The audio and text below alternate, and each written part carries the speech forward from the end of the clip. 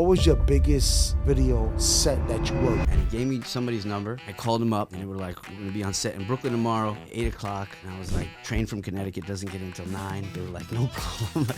And it was We spoke behind the scenes with the 3 chip. This generation don't know what a 3 chip means. But I was very lucky to drop in with like the people, the Hype Williams, the Little X, the Lenny Bass, the Lionel Martin, the Anthony Mandler. These people were shooting. You came in the middle of the war with a camera where that really wasn't accepted. You shot, you was diligent, people co-signed you. Now it's different because everybody buys a camera.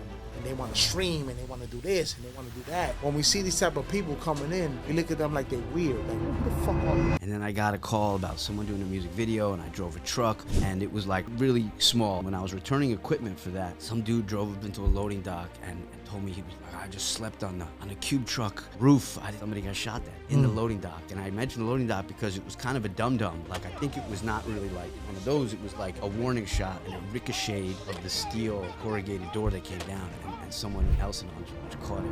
Ooh.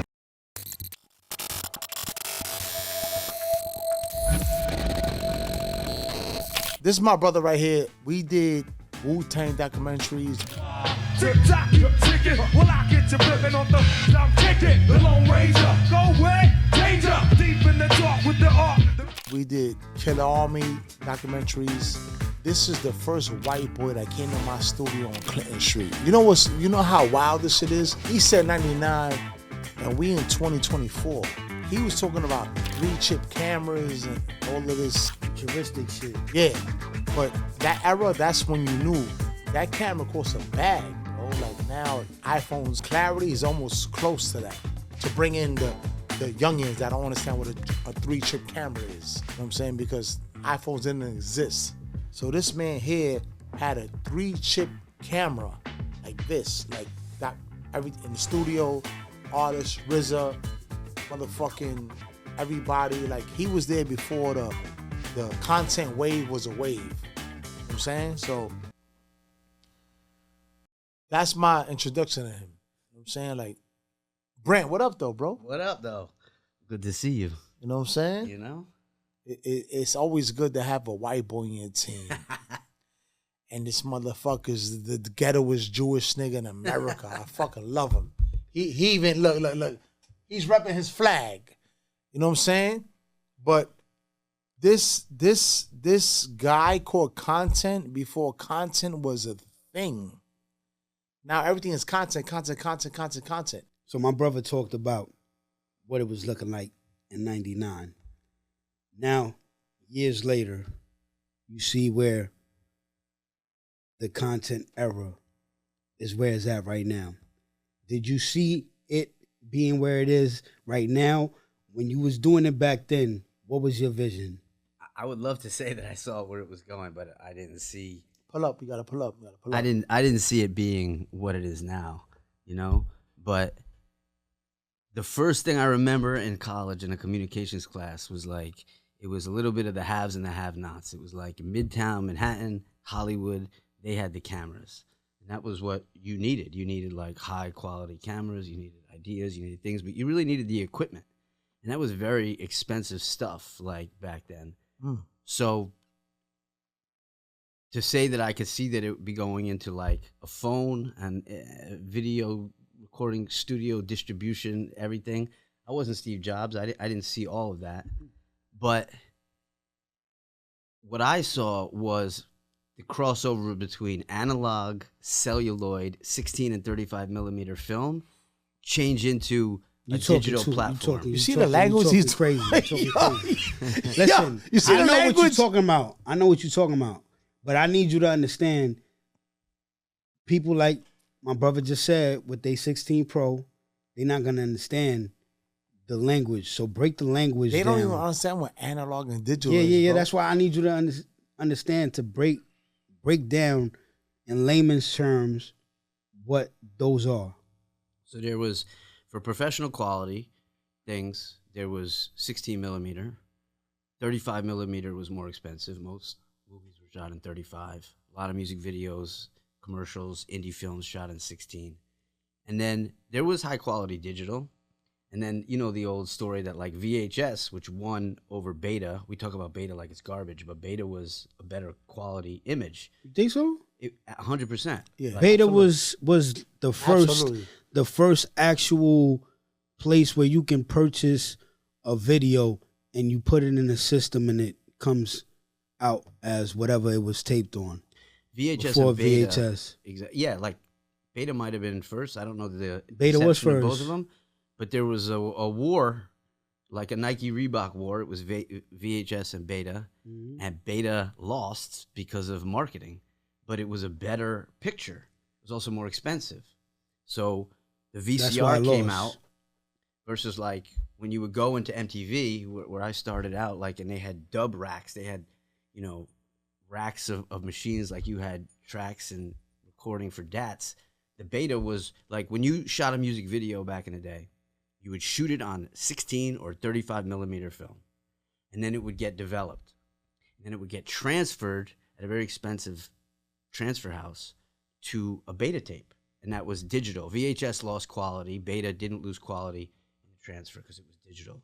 And then when it went at the end to MTV, truthfully, I can't remember if it was broadcast. It was usually either in Beta or it was back to reel and 1 inch and quarter inch and a whole bunch of stuff that was a little bit over my post-production head.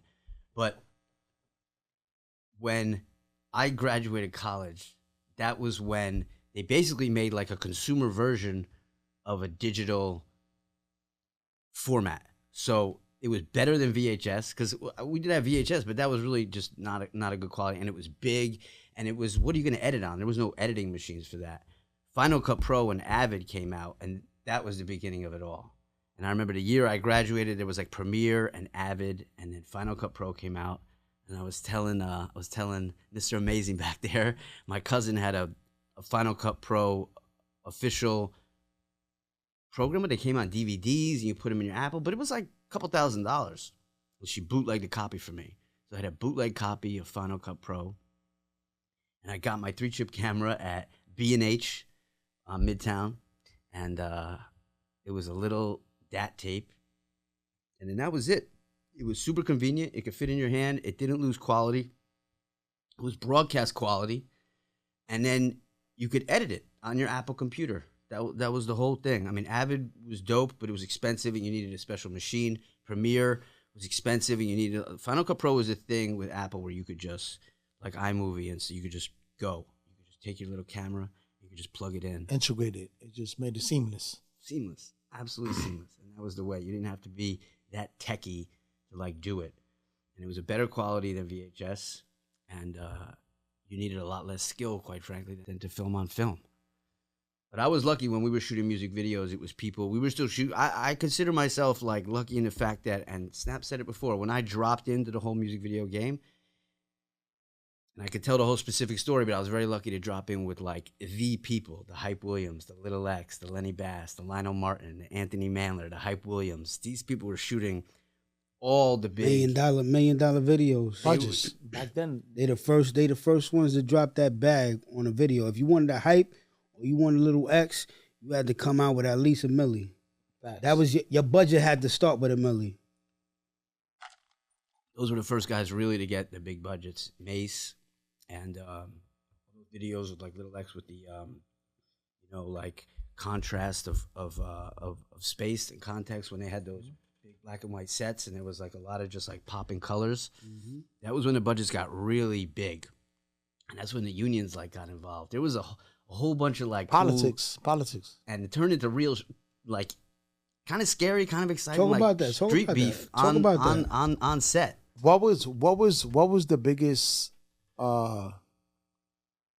like your aha moment? Because you I know your history, but the world don't.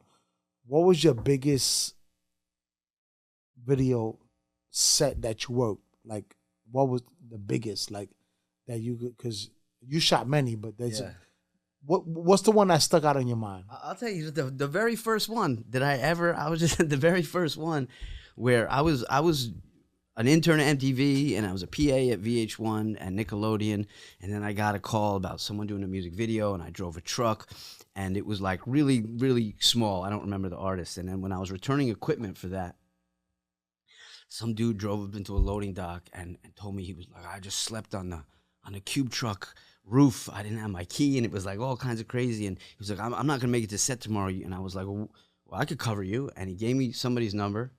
I called him up, and they were like, we're gonna be on set in Brooklyn tomorrow, 8 o'clock. And I was like, train from Connecticut doesn't get in until 9. They were like, no problem. And it was Alicia Keys, What a Woman's Worth, directed by Chris Robinson.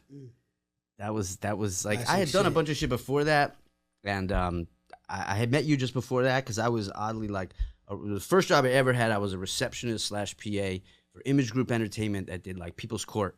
I worked across the street at the documentary studio, the boss's son. It was like a kind of like a passion project. Didn't really make a lot of money. We went like ghost hunting and shit, and a guy actually bought his own handprint on a pillow because he thought it was a ghost because the infrared camera made it all like color, and he bought it because he thought it was a ghost. And I was on the 8th floor, and the 7th floor was Wu-Tang, and I had no idea. And did you know rap before that?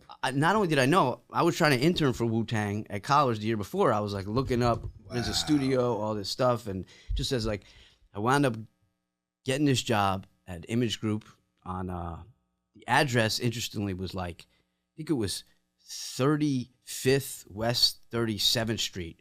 It wasn't exactly 36. It wasn't full Wu-Tang numbers. It was like really close. And you go up in the elevator, and there was a jog in the elevator. So you could go up to the 6th or 7th floor, whatever it was. You wouldn't know what it was. And then you go up to my floor. But one day the elevator was broken. So we all went into the freight elevator.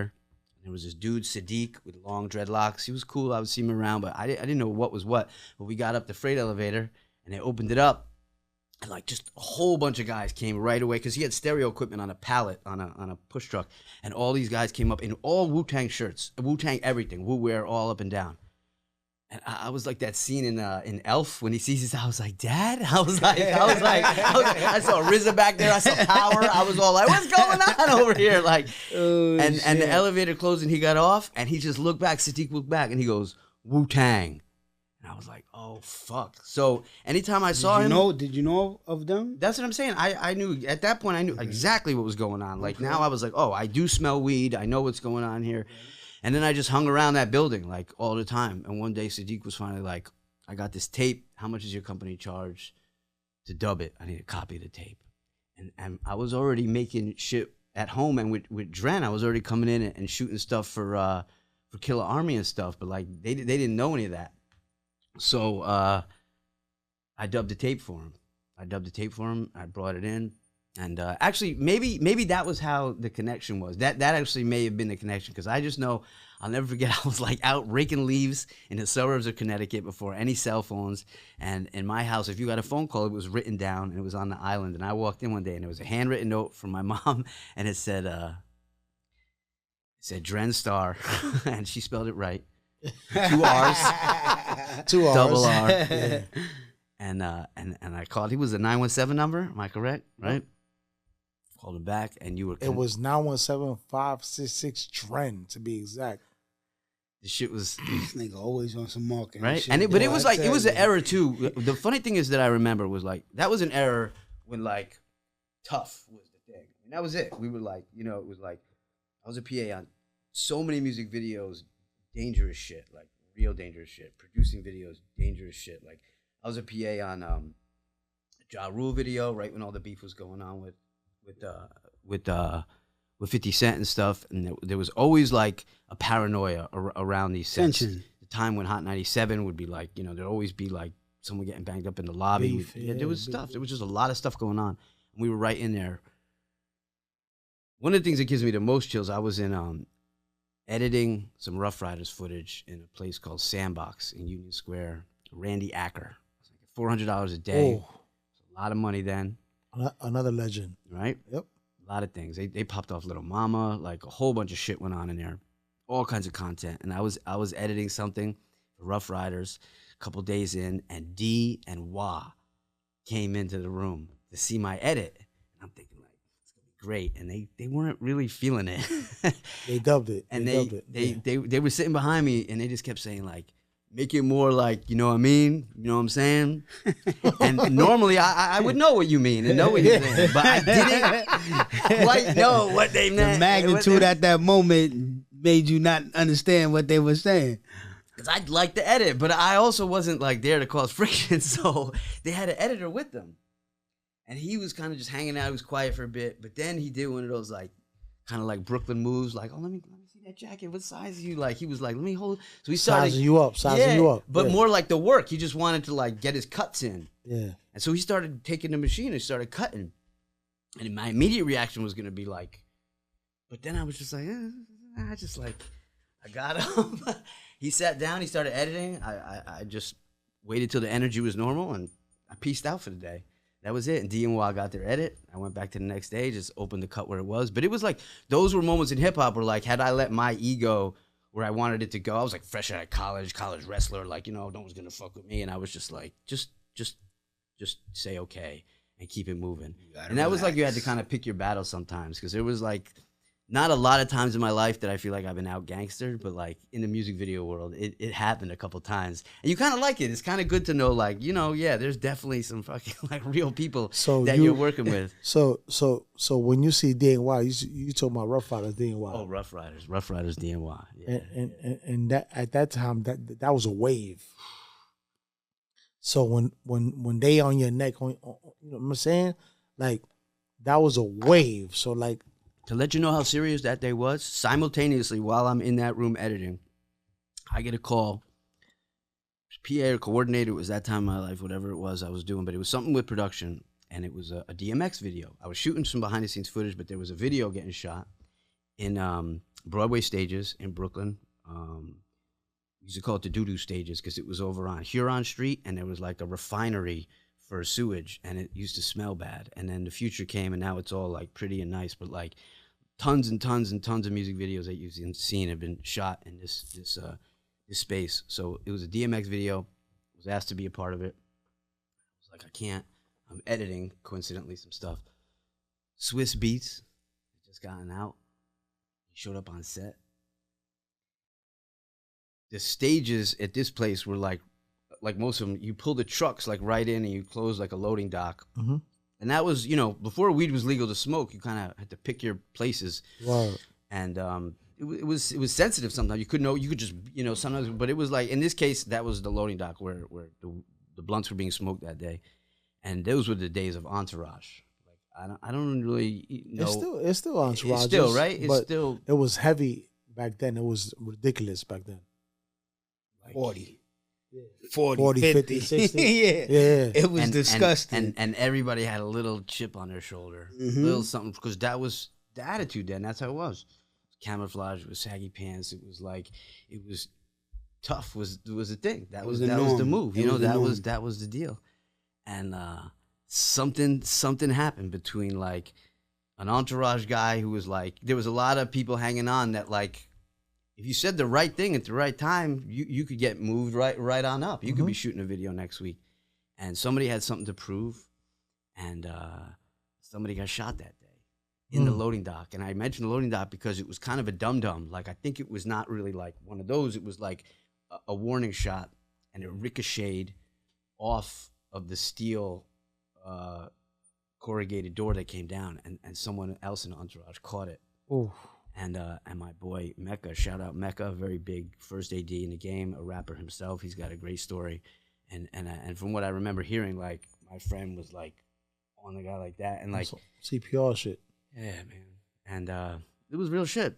And I remember also at the time Jae'won like getting the information while I was there. We all kind of were like, it was like it was just real. It was just very, very, very real. So you've been in this game for.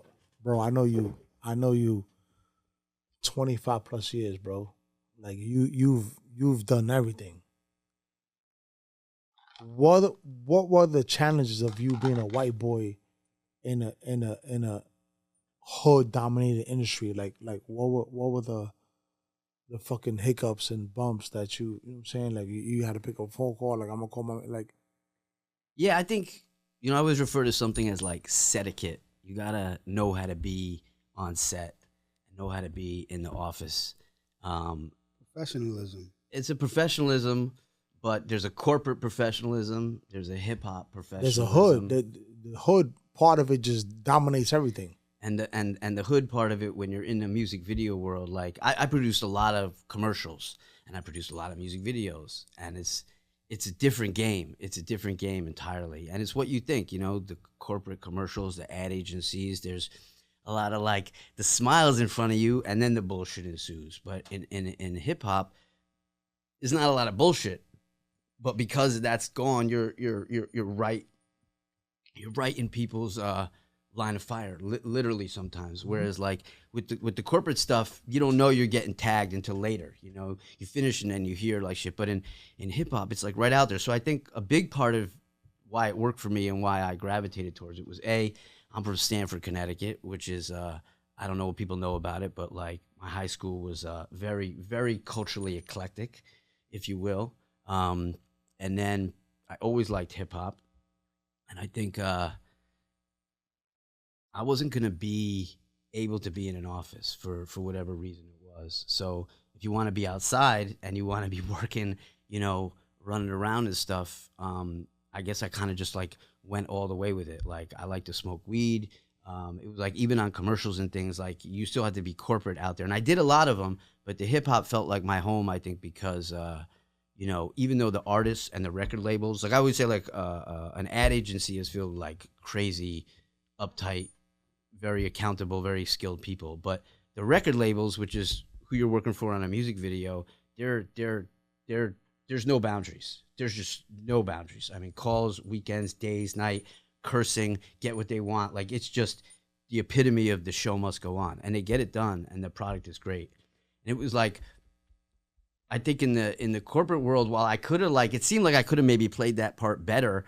I couldn't. There was something just too agitating about it the whole time. And in the hip hop world, it was like I was almost like there was people more mad and more angry and more, not just because of hip hop, but it was just that was the attitude. It was more just like it was less fluff, and I thrived better in that. I'd rather be in like a very everything on the edge right now, as opposed to kind of the bullshit and then you find about it later. What was your biggest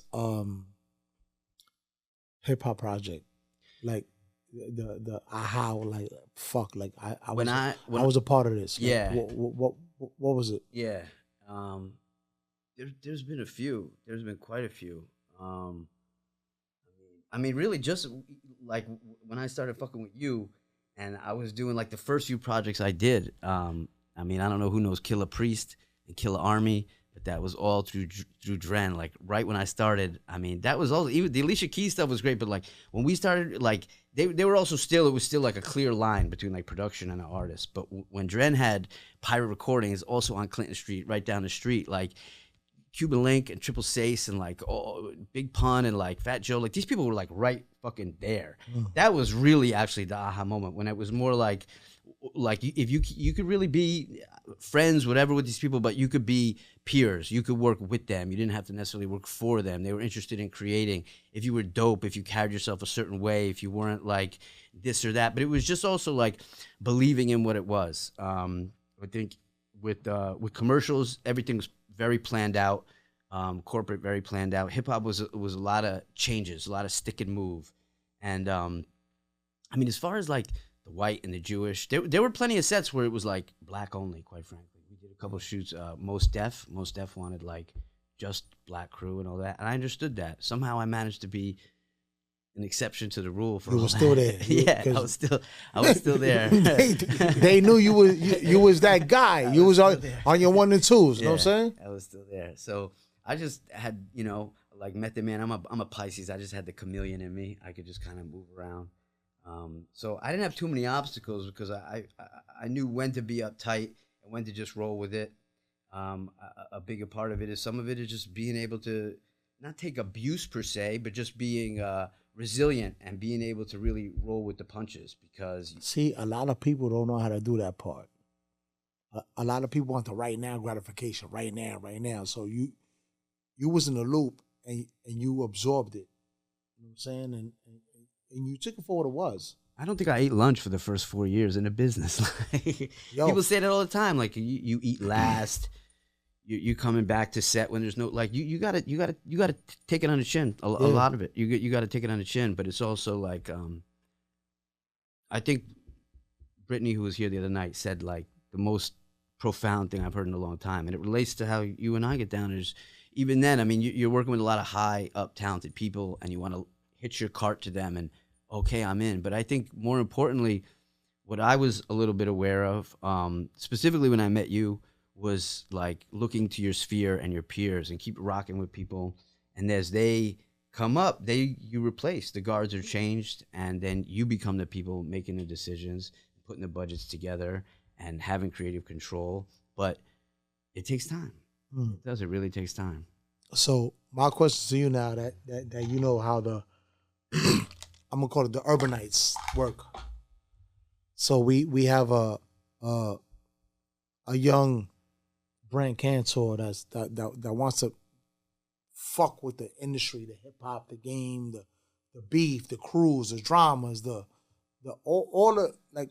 What's your advice to them? Like to try to, I'm not gonna say fit in, but you provided a service. Like you came in the middle of a war with a camera, bro. Yeah. And you came in the middle of a war with a camera where y'all really wasn't accepted. And you shot. You was diligent. People co-signed you. Like, now it's different because everybody buys a camera. Yeah. And they want to stream and they want to do this and they want to do that.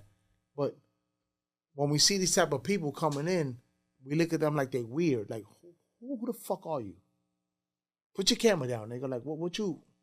Goofy era. You came from the old school shit where like, when you came with your camera, that camera that you had, that shit, it was an iPhone, bro. Yeah. You came with a camera that was a bag. You know, we spoke behind the scenes with the like 3-chip. This generation don't know what a 3-chip means. Yeah. A 3-chip to them is an iPhone or a Droid phone. Yeah. That delivers the same quality. So like, what's your advice to someone that's trying to move like you? With what you try to do without having you know what I'm saying? Yeah. I think the biggest thing, it sounds cliche, but it's about being humble in the beginning. Not to drop your ego, but to know that you'll get further by, and it's some of your advice. You had a post a while ago, I think it might have been when you were shifting over big into Duce, but you know, you don't take any shit. You don't work for people. You're a boss. You've always been a boss. I mean, when I met him, he was like 21 Jump Street. He had a badge. He was like working both sides of the fence. You were all kinds of like just and you said on a post, and this is the thing, is make yourself useful. Make yourself useful. And show up. And now it's a blessing and a curse because you can produce, you can distribute, you can do from film production to music production, you can do it by yourself in your house. And you can get it out there. And it works for some people where you can literally get a viral song or a viral video and you don't need anybody. You know, you could just absolutely get there all by yourself. It is possible.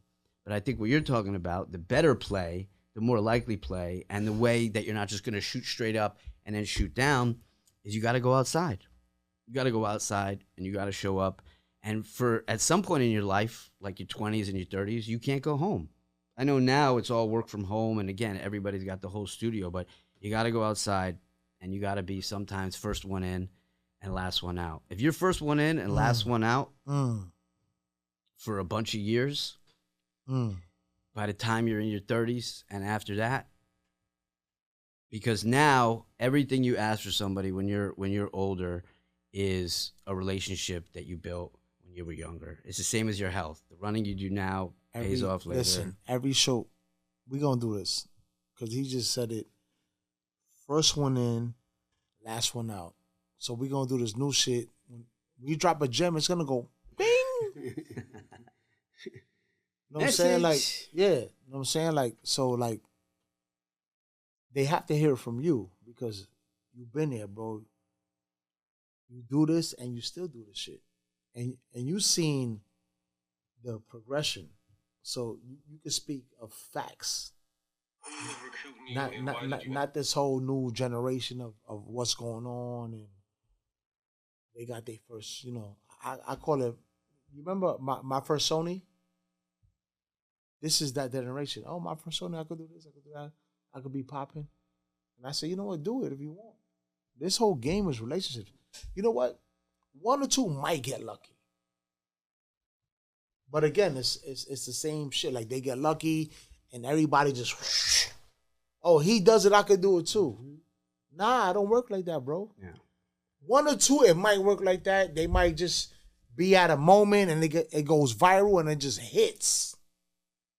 But the majority of this shit, it don't like dynamics don't change. It's a foundation. I mean, you really need to build not a house of cards on a viral thing. You need to build a real foundation, brick and mortar and wood and nuts and bolts. Like you're sitting here right now and people probably watch it and think you're the Duce guy, so they put you on camera. But the reality is that talk it. Yeah, say it. No filter. Say it. Yeah, like because you know me. Dren had pirate recordings. It was not legal. It was, I don't know how the fuck he did it, quite frankly. I mean, I remember it was nobody does straight up like Tony the Tiger silhouette. I first saw it on the news somehow. And it was like, I don't know to have the whole voice, but it was like a silhouette, and there was a newswoman interviewing you, and you were like, I got this pirate. And it was, what was that movie? Was Sean Penn in it? It was called Pump Up the Volume, right? I don't know if you remember that movie, but it was an illegal radio station, and like, this was before all the ways of communicating. There wasn't a lot. It was TV and it was radio, and it was fucking expensive. And my shit came out before that movie. Yeah, it did come out before that movie. And that was, her name is Barbara Nevins Taylor. That's what it was? That's her name. That's her name in the movie. So, no. The I-Team. Oh, got you. The I-Team, yeah. Got you. Yep. In 99 or whatever it was, there was public access television. There wasn't a lot of television stations then. I mean, there was cable and there was regular TV, and then there was PBS, which was public access. And I don't know how you did it, exactly what the filter process was, but there was like, who remembers Robin Bird? There was like a scantily clad woman doing like, you know, weird like energy. Channel J. All she had was a bikini and everybody was going crazy because she ain't so shit. For some reason, it was like this. It was like a weird space in TV where like it wasn't really censored, and it was just this public access loophole of like, but it was like crazy. But everybody in New York saw it. Like everybody in New York saw it. So this guy had a spot on that slot, and it wasn't easy. There wasn't that many shows on it. There wasn't that many channels. Like this was, I don't know how you got that spot. And there was certain rules, like it couldn't be advertising because it was all not for profit. So it just had to be like your thing. It was almost like the most artistic endeavor ever because all you could do was just like be your art. There was no product to sell that was like not really allowed. However, what Dren would do was he had the radio station and then he had the TV slot. So when we connected and we were early with the cameras and I would film the week before. And we would sort of do what they do now is we would like precede the next week, and I would put a ticker crawl in there of the number to call in to the radio station. Yes. And then the next week, we would show clips of like a Jae'won or a Sinister or a LES rapper of the week, and you know. Rest in peace, Sinister. Remember Sinister, bro? Rest in peace. Rest in peace. You know who his son is now? No. Shakur Stevenson. No shit. One of the biggest boxers in the world, bro. Yeah. I manage his pops. Oh man, that's crazy. I haven't. Listen, I came home from prison. I started to see it like it's real, bro. That was the original. Not even a comparison, but if you take a Takeshi 6ix9ine and take out all the bullshit and just have a real. I mean, I don't know Takeshi shit, but this guy was a great guy, but he was wild. He was wild. Wild guy. Wild. We drove from like Battery Park up to 125th a couple of days just filming, and I was like, what part do you consider your hood? He was like, all this shit's mine. All this shit's mine. And he knew people. Wherever we went, he knew people. And Whoa. I'm a little dude. Nems just dissed me for being small. That was a don't disrespect me. Big ass motherfucker. Oh, shit. Sinister was like, but he was like one of those guys that like you were not gonna tangle with him. He was You just 4 knew. feet tall, but the nigga was a giant, bro. Boss. Yeah. He got wild, bro. And so we would film those guys around the hood, around Lower East Side. And then the next week you'd have them live on the radio show. So they were playing on the TV, and the ticker was call in, and then you'd call in and they would be there. So it felt like the TV was live, which it was not. It was on an hour pre-recorded. fucking delay. And guess what? That was a podcast. Yeah. But that wasn't even a vocabulary word back then. Yeah. And I just say that to say that, like, you got to keep cranking out content, and you got to kind of keep pushing the envelope of the craft, do weird shit, put stuff together.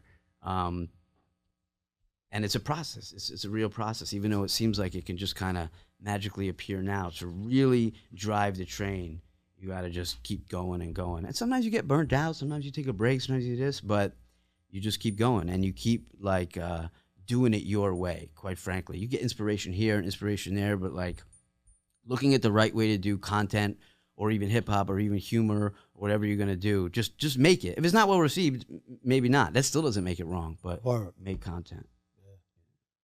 Boom. So we got it from my brother Brant Kantor. He does a lot of shit on social media, based out of LA. You know what I'm saying? We go back 25, 30 years, bro. So what's I know you got your comedy shit, your skits. Yeah. They go viral. Yeah. Like what's next for you? What's going on? Keep acting, keep doing these auditions, keep booking funny shit, keep doing podcasts, and just keep pushing. Have you ever got any heat from the shit that you do? Because you go crazy sometimes. Sometimes, a little bit I get some heat, but the heat's good. Heat is good. Heat is good. Yeah. Like our man PR Terrorist said, there's no publicity good or bad, only good publicity. There you go. I think I fucked it up. He said there's no any publicity. What did he say? He said, fool me once. I fucked it up, but we get it. The heat is good. Yeah. The shit talking is good. Sometimes, you know, I mean, sometimes you got to be self-aware too. You can't just be posting tons of false information and acting like it's all great and it's all gravy. But sometimes you run up against something and someone checks you, and sometimes you're like, yeah, maybe that was something. But without crossing the line too far, I think it's good to just keep going. And, you know, I don't know. I don't really have a lot of haters. I don't know why people always invent haters. I don't have a lot of them. But the people that talk shit are also welcome. I'll never block a comment. I'll never, you know, stop the shit talking comments. That's engagement. Yeah. Everything, we take all of it. We absorb all that shit. Yeah.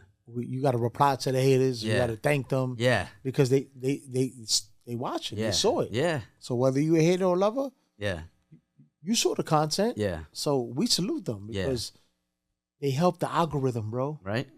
They help it. The only people we don't like are the private people making comments. If your account is private, your comment should be private. Or it's fake. Yeah. But they still help the algorithm, bro. Yeah. Either way, just comment. Share your socials. What's your socials? At Brant.Kantor on Instagram and TikTok, and Brant Kantor at YouTube. What is your next endeavor with like hip hop videos, movies? Because that's your passion. That's what you really do. That's the thing. Always open to direct a movie, a music video, write a treatment for somebody. Special occasions I'll produce if you really need something put together. Lately I've been hitting very hard the auditions. I've been auditioning. I've been telling people to put me in the movies, put me in the skits, and it's working out well. Shout out Kristen Palladino, casting. Shout out my agent, Sarah Angeli at Talent. Hold on, wait. We're not gonna skip that. You heard what he said? Shout out my agent. People don't understand this shit. It's business, bro. Agents, managers. You know what I'm saying? Yeah. And here's a trip. I have an agent, and I got her through production. I started acting a few years ago, and I was going on lots of seminars, you know, agents and this and agents and managers, and I would do my performance, and they would email me, and we'd talk, but I didn't really have a real relationship with them. And I called the casting director that I used to hire as a producer. I said, I'm an actor now. I saw you posted for this. I'm probably not right for that part, but I would like to be in more stuff. And she said, I have a friend who's an agent. Talk to her. And I got an agent. She saw my audition. I auditioned for her. I'm sure she didn't think I was terrible, but I think it really happened because of the relationship, because I came from somewhere vetted. I had put her to work. She had put me to work, and it was a relationship. So when they say it's who you know, it's not about knowing the president of anything. It's about knowing people that can move the industry, that can move where you're doing, like a Dren Starr. I don't know if you know Dren Starr or not. You probably do from watching him, but there's a line between famous people and not, but it's not the celebrities that you need to know. Trust me, it's not the celebrities. Thanks. It's the behind the scenes. Yeah. Message. Proud of you, brother. Yo, proud of you. Cheers. Cheers. Man, no. Another one. Good looking. Thank you, fellas.